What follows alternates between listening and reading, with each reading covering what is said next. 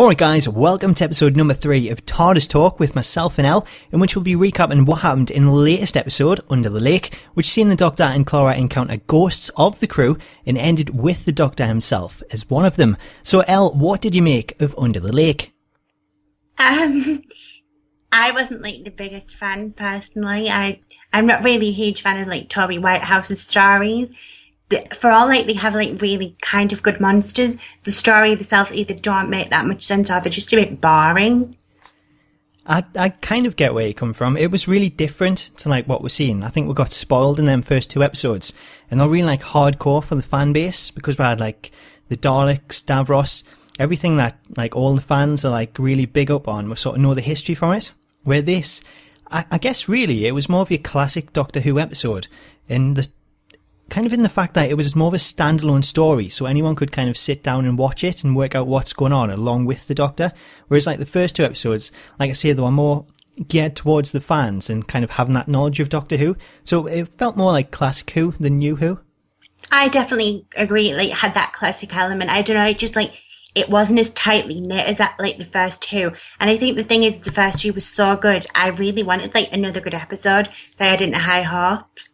Yeah, I totally agree with you. I was hoping it would carry on the same kind of way and get them big storylines, but I guess in a way you kind of need to come down a little bit from that. It's this is kind of that, but I do like the fact that they've kind of kept the whole 2-part thing, and I think this is going to be something that we see across the series. What do you make of the 2-parters? Do you prefer these to your standalone episodes? Because there's quite a few people that are saying, the 2-parters, they kind of spoil it, having to wait a week in between every single time. And they'd prefer to see them just all kind of wrapped up. So there's a lot of people actually, just kind of casual fans, that are waiting till the second part airs so they can watch both parts together. Do you like the 2 parts, or would you prefer it wrapped up in the same episode? I actually used to really love it, especially when we had the Matt Smith 2-parters, and it made the events kind of a blockbuster, depending on if it was a good story. We had the Rebel Flesh, which wasn't brilliant, but it was still a really good story. And I think with some I think could benefit from 2-parters, and then some I think could be put into one. Probably this one. I think this one maybe would have benefited. So I think it can work 2 ways depending on how strong the story is. But yeah, I enjoy 2-parters. Yeah, I think traditionally this kind of episode, it is one that could really have been sort of wrapped up in one. But at the same time, I really like these cliffhangers. I like the fact that we're getting these all this season. Because for me, some of the best parts about Doctor Who is kind of putting together these theories about what's going to happen and predicting it. So in between the sort of week where you're thinking, oh God, I've got another week to wait for the next episode, it gives you something to kind of pass the time, because you can always be thinking about, what is this mystery? How is it going to get solved? And with this episode, what's actually happening to the Doctor? How is he going to get out of this one? So I really like it. I'm preferring these at the minute. I don't know if it'll go like that as the season goes on. Because there'll be a point where something really big's happening and suddenly it ends and you've got to wait till next time. It's no! Yeah. I just hope they don't always end with a death. I know you pointed it out on Twitter, and I just hope it's not something they rely on for the rest of the 2-parters, because it will get old and it'll be we know he's going to survive or she's going to survive. We just need something a wow moment, maybe an army or something turning up to kill everyone. Yeah, absolutely. I don't know if we'd go through with killing everyone. But that kind of death element, it's something that's been in Doctor Who for quite a while now, especially with the Doctor, because we've kind of seen it with David Tennant towards his end of his run, the Doctor's death sort of impending, and everyone's sort of talking about the Oods kind of foreshadowed it, and then the same with Matt and sort of running out of lives, not having any regenerations left. And it's something that's continued over this season with the Doctor supposedly dying, sending out the confession dial.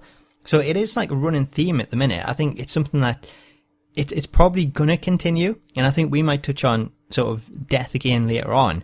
But at the same time, I think you just said, you kind of need something different for the cliffhangers. It can't be every single week. Yeah. Oh no, the Doctor's going to die again.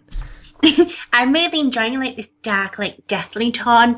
Because usually, in the past, we've had a few jolly episodes, which are all good and fun. But I like the nitty gritty where you think, oh God, is anyone actually going to survive? Apart from the main characters, obviously. I kind of like that element, and it kind of makes for a better Doctor Who viewing for me personally. It does, yeah. It's more of a sort of grown up element. I mean, we do get the comedy stuff in there.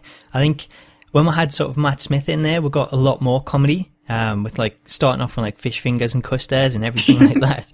But like with Capaldi, it's a bit different because it's going down a bit of a different route when it does come to comedy. What I did love was like the cards that they kind of brought in, just to give him like that human side and show him how to act in social situations. He's definitely like a social defunct doctor, put it that way. He is, absolutely. So it kind of fitted in with his doctor and the kind of personality of it. So like that was really cool to see. I think that's probably kind of the comedy that we're going to get throughout this series. And I think it's probably more of this like midlife crisis I think he's got going on. Yeah, it is as well. We touched on this last time about when he sort of come in on the tank with like the guitar and everything. These sonic sunglasses, which still haven't been stepped on. So it's a kind of running theme. I think that's what we're kind of going to get used to throughout the season. But I kind of like it. I like the way they're going with it.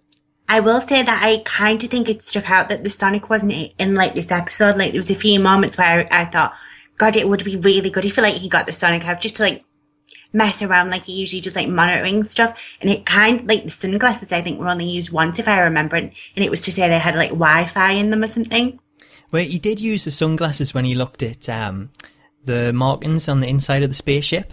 Yeah. So that kind of made sense to actually use glasses to look at that and wonder why the TARDIS wasn't automatically changing them so you could actually read it. It kind of fitted in there, but at the same time you missed the screwdriver, because when he had like the stasis chamber, you would expect him to have the screwdriver out, scanning it, see what it is. But we didn't get that. Kind of missed it. Yeah, like, especially that sound as well. That sound alone's like iconic to the Doctor. And like, he wasn't really, like, fair enough. Maybe he was just like scanning with the glasses, but how are we to know?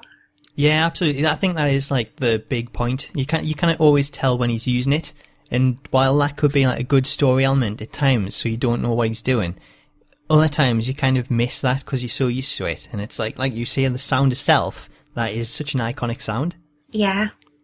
So I guess that kind of covers our thoughts on the episode. What we're going to do now is we're going to jump into kind of this week's talking points, because we've got a few questions.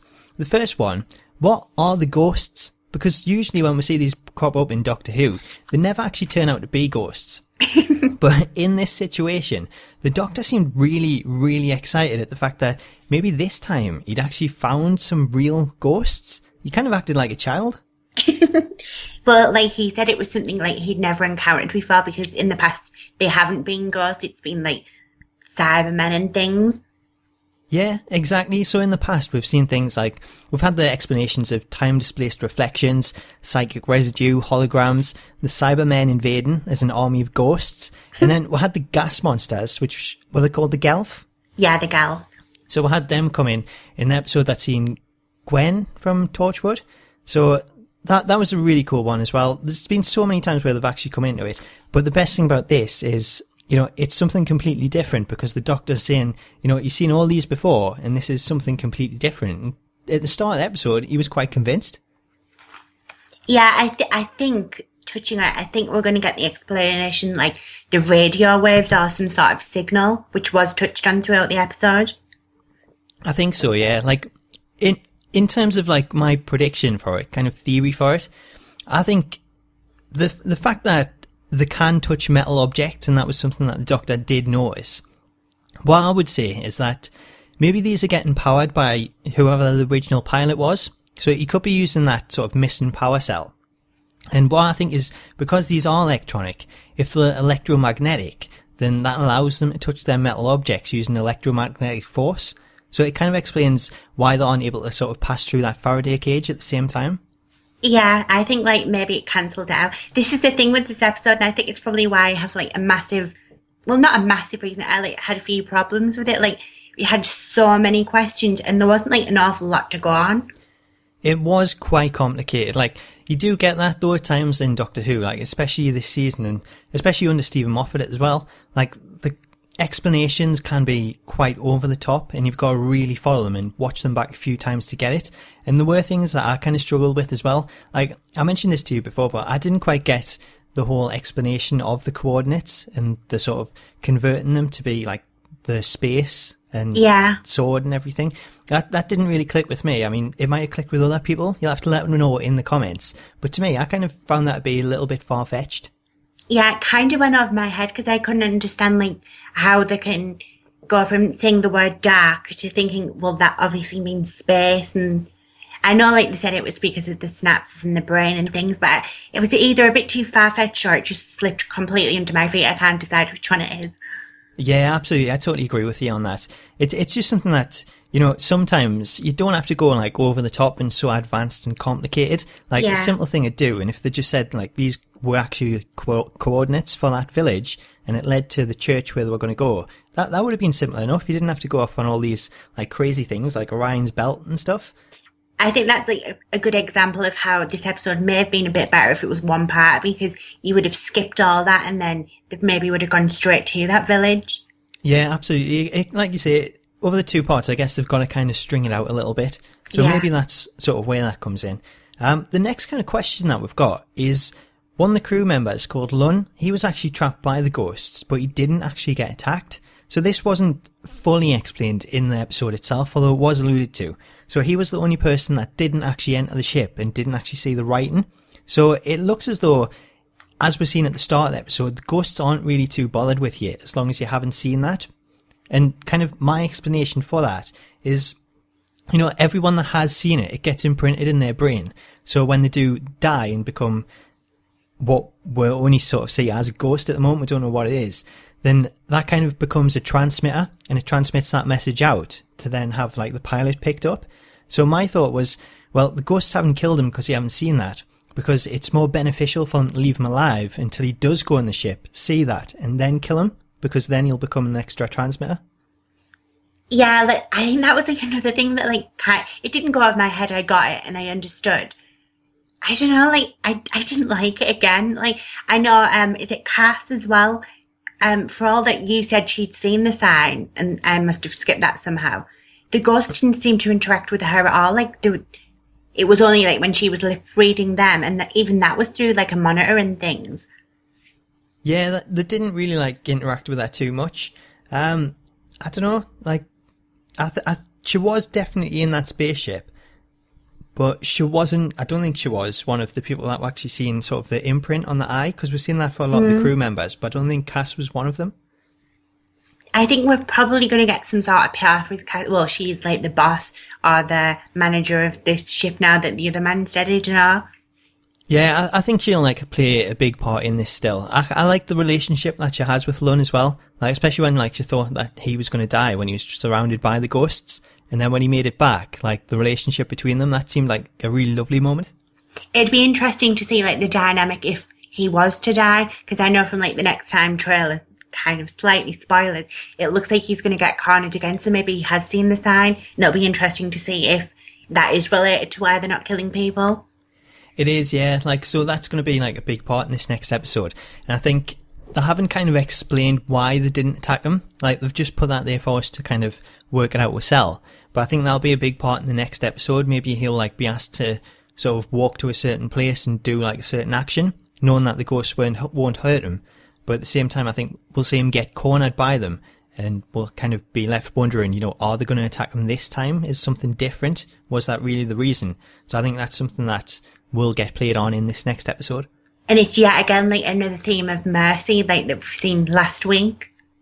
It is. That's a good point that you bring that up. So it's kind of another running theme that we've got in there. There definitely seems to be like a few so far throughout the series, so it'll be interesting to see if they too have like a concept of mercy.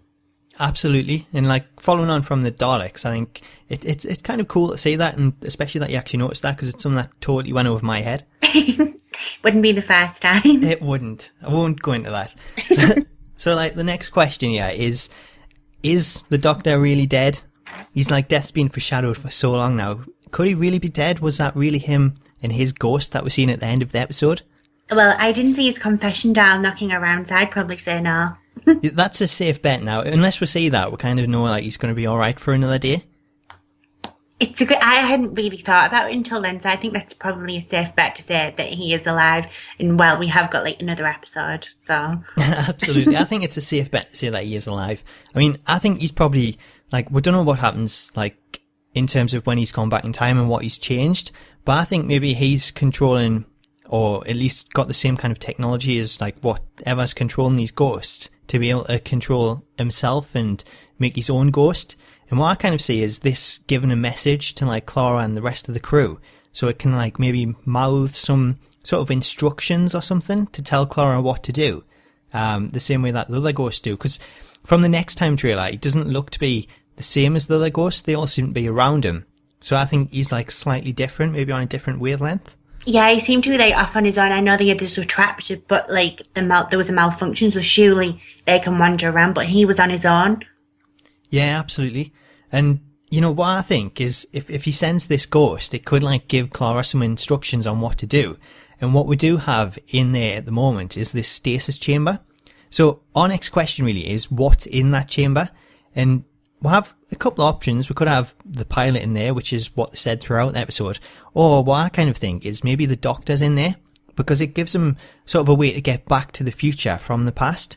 So maybe sort of what we're seeing in the past about the dam breaking and all that water coming through, maybe he wasn't able to get back to the TARDIS in time. So he's locked himself in that stasis chamber, and it's a way to get him back to Clara. So maybe his ghost could mouth instructions on how she can actually open that.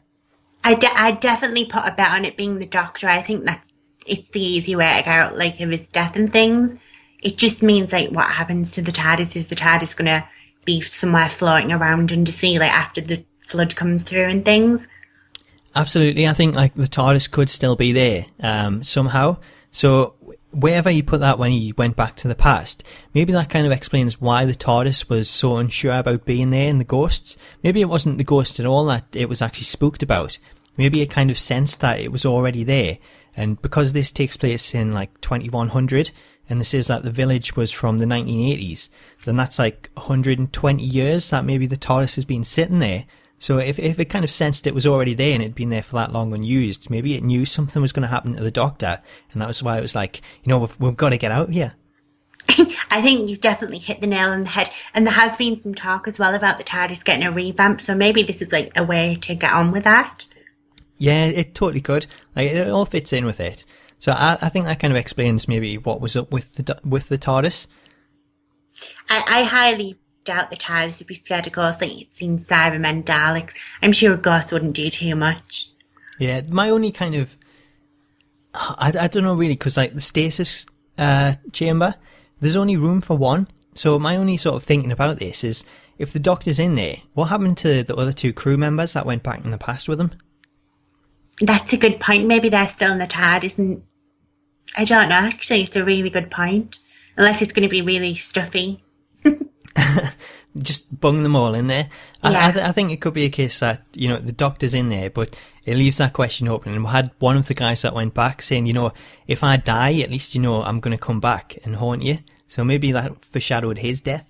Oh yeah, that's a good point. As well, I noticed that we didn't see the death of the first person who turned the captain into a ghost, and then one of the other members. So hopefully we'll get some sort of recognition to like how he's passed. Yeah, I think so. I think we'll probably meet him in the village, because we're seeing him, well, not that person exactly, but the same species back in another episode that was written by the same writer. So that was in the God Complex. So he was like Gibbous from the planet Tivoli. So I think with it being someone that he's sort of wrote into it, the kind of creatures, we'll sort of get a little bit more explanation and see them in the past. And according to the Doctor, they were friendly anyway, so I'm sure they'd offer up some help as to what was going on in the village at that time. See, the thing is as well, we never got like a recognition to who the ship belonged to. Maybe it's him, maybe it's this like Kingfisher, I think it's called, that we see a glimpse of in the next time. That's a, like, maybe it's a godsend. Like, I kind of wanted answers, but maybe that'll help wrap things up, and maybe it's going to be the cowardly, I can't remember its name, thing, Gibbous. Yeah. Maybe it's his, and maybe that'll be like a revelation that we didn't think was going to come about. Yeah, well, that's the thing. We're seeing this, like, original ghost in there, and we keep getting told about the pilot being in the stasis chamber, but what if that original character, the original ghost that was seen there, was actually the pilot? So it kind of makes sense. I definitely go with saying the Doctor's inside, though. It's yeah, the easy way I think out. so. So that kind of answers most of the questions that we've got in this episode. There wasn't too much to kind of touch on. One other thing, though, that we do want to sort of bring up here is Clara. Because I kind of think that there's something going on with Clara. Maybe she's suffering from like post-traumatic stress syndrome. Because we're never actually seeing sort of how she coped and got over Danny's death. And at the moment, she seems to just want to jump into adventure after adventure. And sort of in between working with the Doctor, we're seeing her sort of interacting with Unit. So maybe that's something that she's been doing quite frequently. And it's something that she's doing to kind of not have to address what's going on in terms of her feelings and what she's feeling with Danny. Maybe she's like throwing herself into work to kind of counteract that. So I think there's something up with her, and that's why she wants to sort of jump into all these adventures and sort of have no regard for our own safety. And I think it's maybe something that the Doctor's realising as well.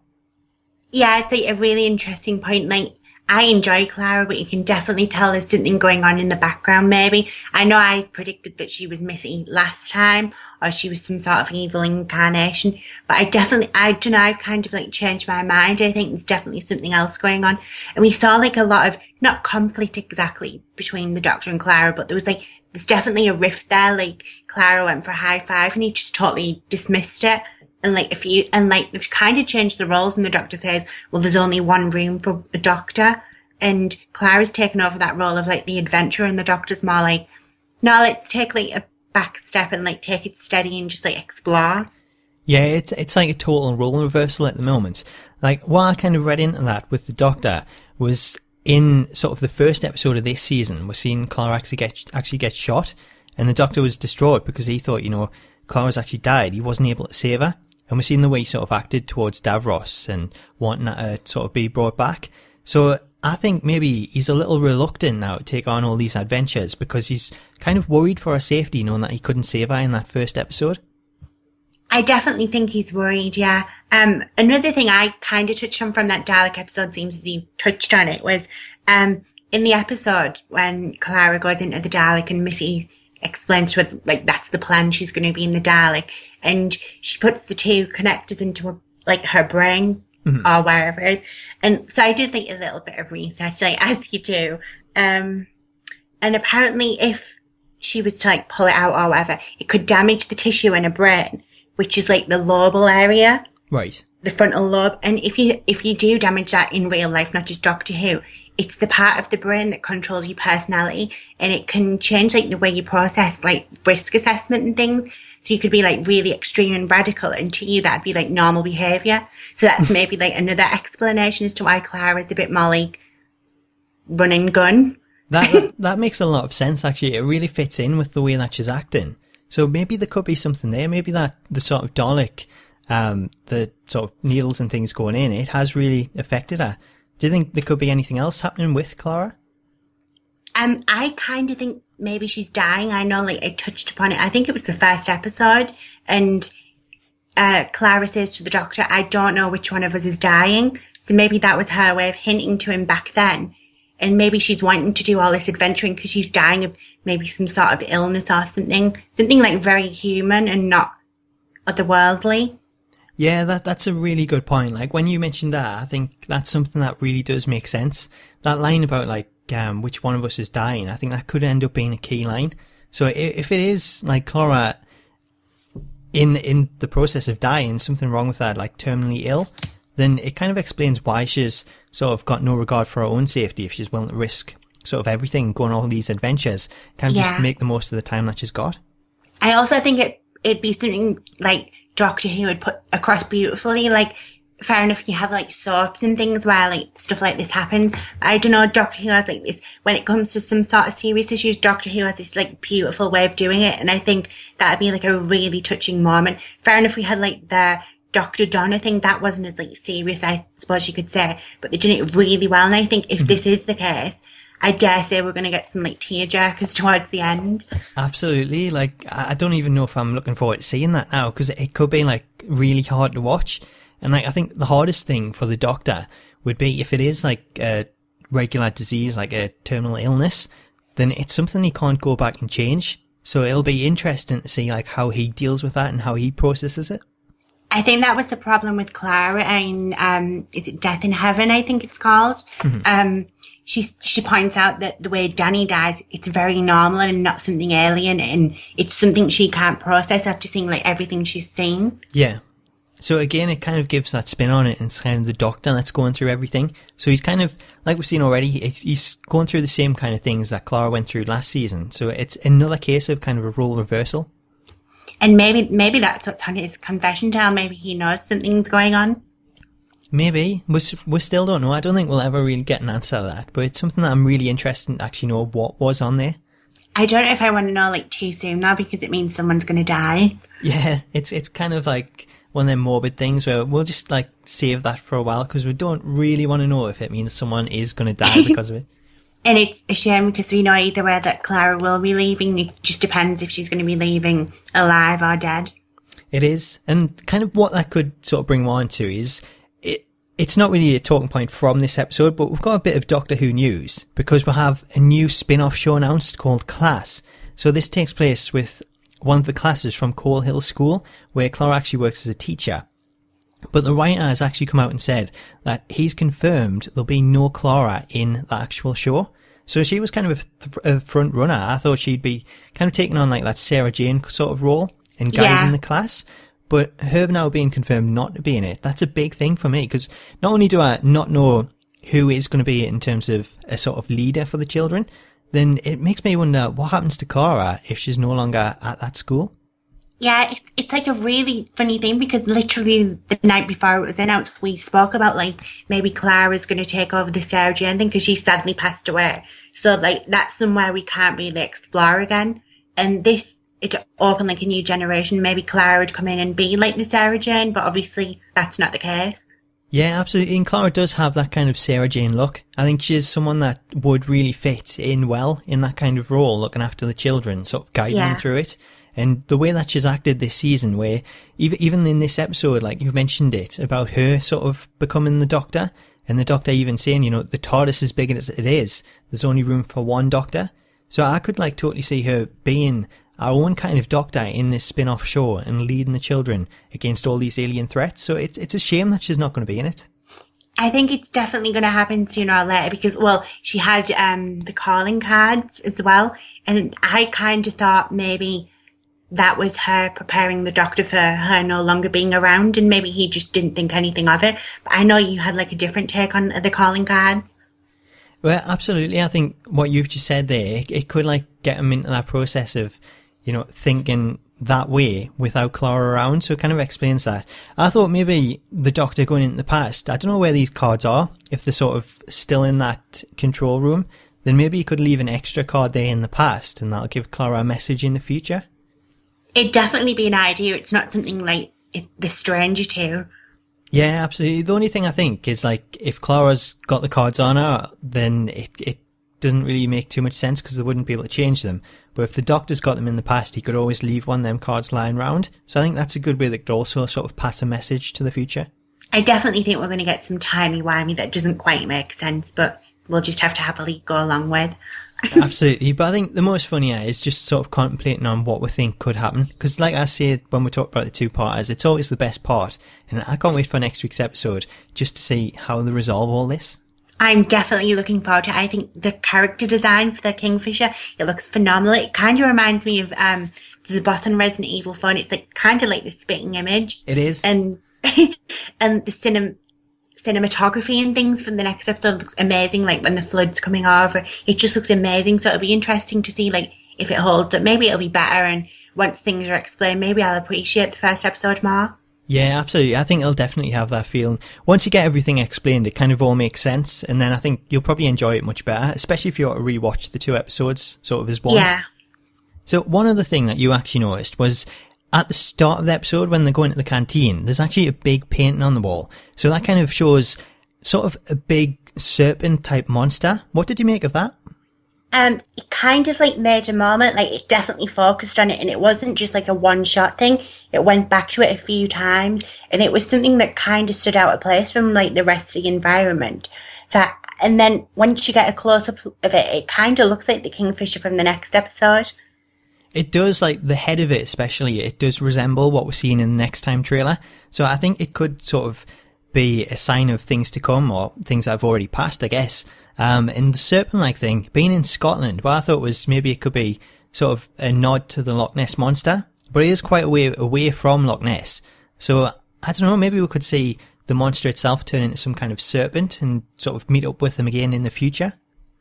Well, you see it with legs in the next episode. Maybe it like gets up on its feet and goes on to like the loch. Yeah. So it could be. We've seen like other things sort of transform. We've seen like Colony Sarf become like a load of different snakes and one main one, as opposed to like one sort of human type being. So it's not something that we could really rule out. I think changing is a big possibility. Yeah, maybe that whole poster thing or mural, whatever the hell it was on the wall, maybe that's depicting the past. And if you look on the picture, there's like a boat. To me, it looked like a Viking ship, which kind of didn't match in with what like the people on the boat were wearing. So maybe that's the Doctor and the other two on the boat, and maybe they're going to like ride the wave out. Yeah, absolutely. And like you said, maybe this ship isn't belonging to that actual alien. Maybe it's the original one that we've seen in the past episodes. So maybe that sort of being the serpent-like looking thing, maybe that was already there in the first place. I definitely can't wait to see what it is, and I definitely think that mural or whatever has something to do with the Kingfisher and what we're going to see next week. Yeah, absolutely. I think that was a great spot. So I guess that brings us to the end of this episode, but let us know your thoughts on the episode itself and all the talking points that we've discussed, including your theories. So we want to know, what are the ghosts? Is the Doctor really dead? What's in the stasis chamber? And what are your thoughts on the newly announced spin-off show Class? So let us know your thoughts in the comments, or you can get in touch with us via Twitter. So you can tweet me at Smack Network. And you can tweet me at Revolution, which is REVELLEUTION. Cool. So make sure and let us know what you think. We look forward to hearing your thoughts. And until next time. See you later.